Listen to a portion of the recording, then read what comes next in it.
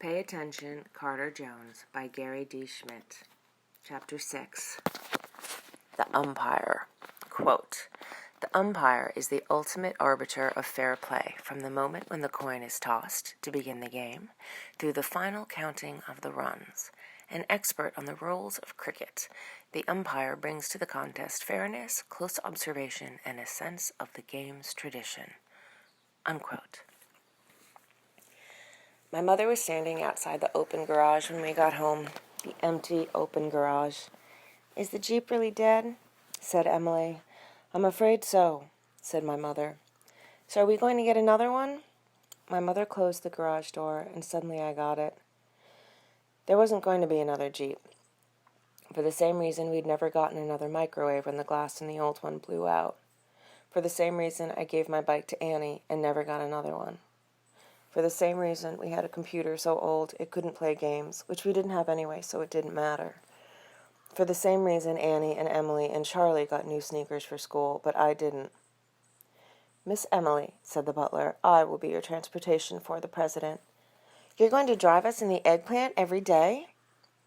"I will drive you in the Bentley every day, Miss Emily, until such time as young Master Jones has his own license. You know how much it stinks to begin the first week of 6th grade with sneakers from the middle of 5th grade? You know how much tread they have left?" "Carter can't drive," said Emily. The butler raised one eyebrow. "It really stinks." "Young Master Jones," the butler said, and he pointed to the eggplant. "What?" I said. He walked to the door and opened it, the door on the driver's side. "What?" I said again. "If you will get in, we will adjust the seat." I looked at my mother. She shrugged, gathered the girls, and moved back towards the house. I got in. The butler went around and got in the other side. "I'm 12 years old," I said. "Then there's no time to lose. Do you know which is the accelerator and which the brake?" I nodded. "The clutch?" I looked around by my feet and nodded. "And the gear stick?" Nodded again. He handed me the keys. "You begin by engaging the ignition." He pointed. "That key inserted there." I inserted it. "Now turn and release as soon as the ignition has caught." I did, and the eggplant thrummed beneath me. Okay, so this didn't stink. This was pretty cool. Emily, Charlie, and Annie had reached the front stoop. My mother had her arms around them. You know how in Ace Robotroid and the Robotroid Rangers, some characters look at Ace Robotroid with their mouths opened as wide as caverns because of how amazing he is? That's what Emily and Charlie were doing. Annie, not so much. "I don't really know how to do this," I said.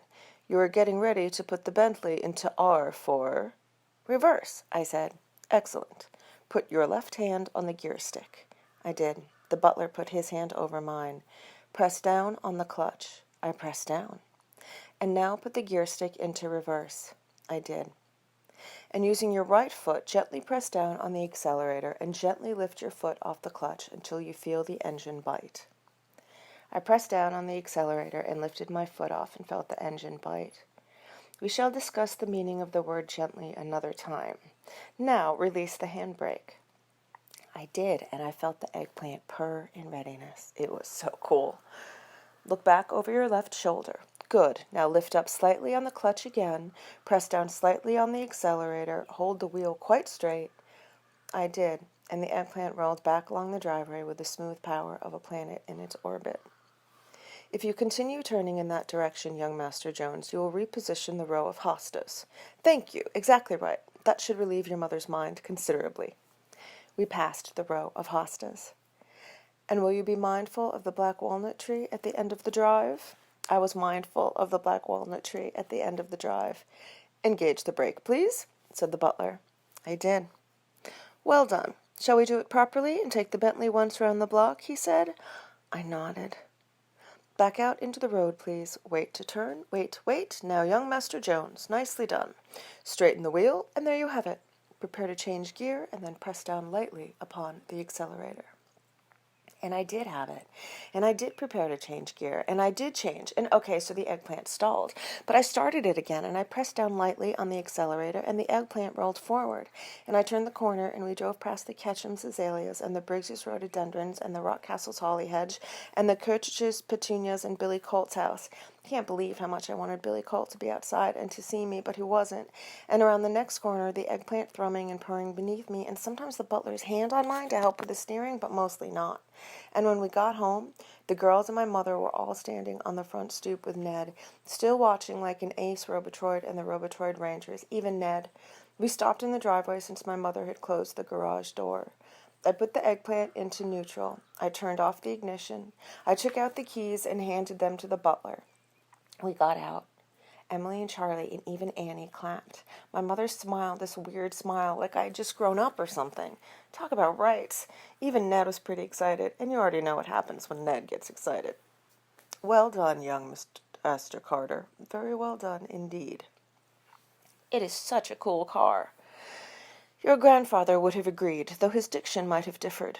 When it was clear he would no longer have need of it, he himself arranged to have it shipped across the ocean for you, one of the last tasks he was able to complete. Wait, for me? The Bentley is yours, young Master Carter. I have its use only until you come of age. When's that? That's the day you celebrate your 18th birthday. That's like 1,000,000 years from now. Actually, it is nothing like 1,000,000 years from now. It is a short 6 years from now, and in the meantime there is enough to occupy you that hardly requires a Bentley, as, for example, Ned's deposit, or even more pressing, the elimination of the use of like as an adverb from your vocabulary. I took care of Ned's deposit, and after that I took Ned for a walk around the block, and he calmed down after he pooped by Billy Colt's driveway. But I didn't calm down, not for a whole long while. I drove the eggplant. I really drove the eggplant. I really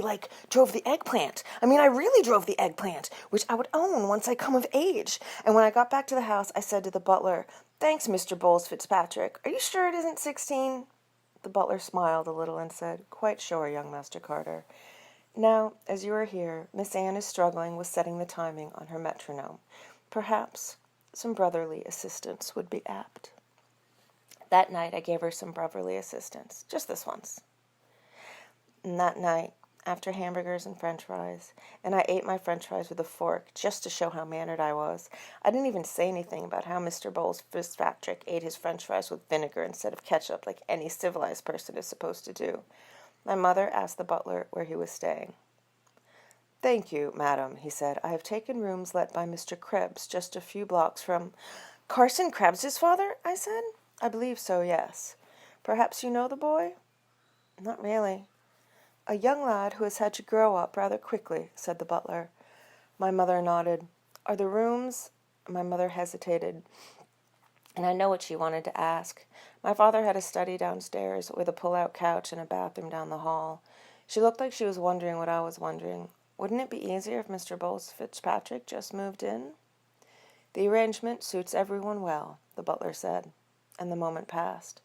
I have to say, it sort of surprised me that I suddenly felt disappointed. But you know what moment didn't pass? You know that moment I couldn't stop thinking about? I drove the eggplant. I drove the eggplant. I drove the eggplant. End of chapter 6.